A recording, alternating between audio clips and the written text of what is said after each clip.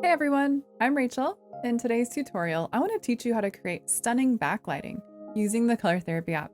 If you'd like to follow along, type in silhouette to find the image. This technique looks really good behind portraits. So if you want to apply it to other images, look for something up close.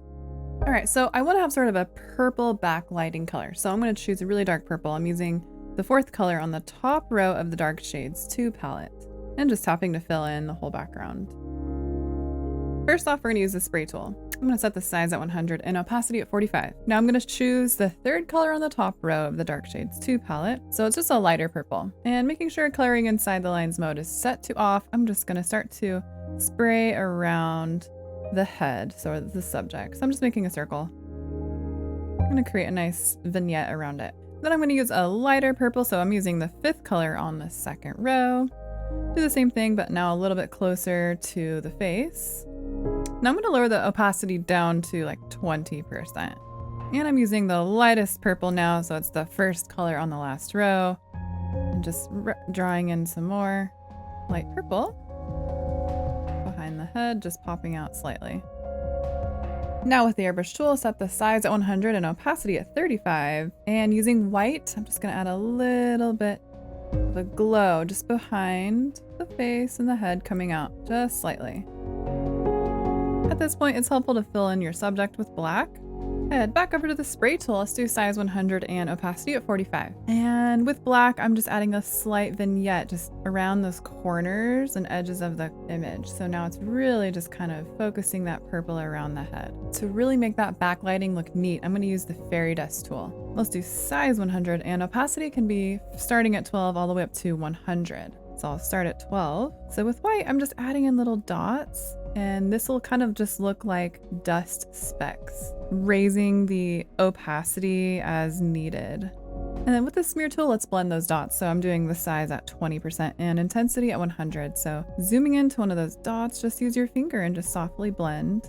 And they don't need to be a perfect circle either. You want to clean up your subject again, so just take away all those dots out of the subject with black and just tap to fill that in. So let's make our subject come to life. Using the red palette, I'm selecting the third color from the right on the top row. With the airbrush tool, I'll do size 60 and opacity at 30. Now with coloring inside the lines mode set to on, we're going to highlight just right underneath the chin softly, as well as the neck.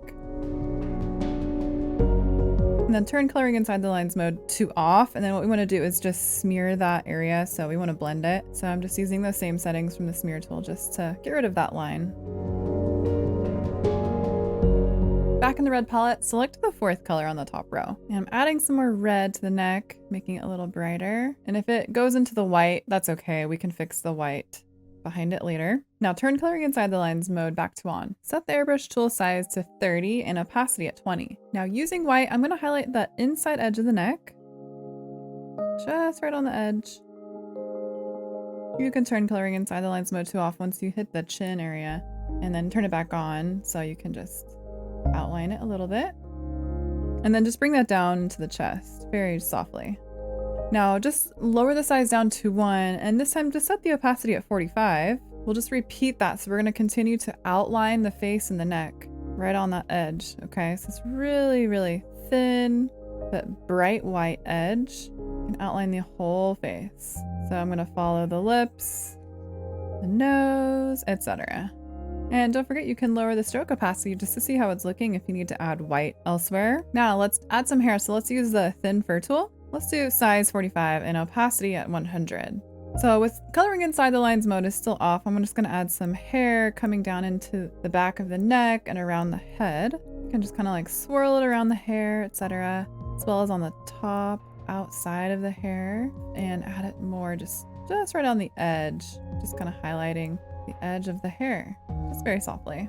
Let's add some more detailed hair with the pen tool. So I'm going to do size between 1 and 2 and opacity at 20%. So you can use white and just add little like stray strands coming off, etc. here and there. And you can also use black too. So back in the red palette, I'm going to use the fourth color on the top row with the airbrush tool. I'm going to do size 100 and opacity at 15. And what we'll do is add some color to the ears. So I'm turning coloring inside the lines mode to on and just gently adding in some color. So it's just kind of softly highlighting it It can kind of go into the hair and the neck too. And then you can also just add it into the jaw, just so slightly, and even a little into the nose and lips. So you just want to barely be able to see it. And then you can also add it into the shoulders more and neck. Now lastly, with the airbrush tool, I'll set the size at 100 and opacity at 75. And zooming in, you can fix the white down there below the chin as well as underneath the head. And then you can turn coloring inside the lines mode to off and then just add a little glow right where the chin is. If you don't want to tackle shading and coloring a face, this is another great way of coloring. If you'd like to see more tutorials like this, don't forget to subscribe to the Color Therapy YouTube channel so you don't miss any new tutorial videos. Thanks for watching our tutorial. You can get the Color Therapy app for free on the App Store.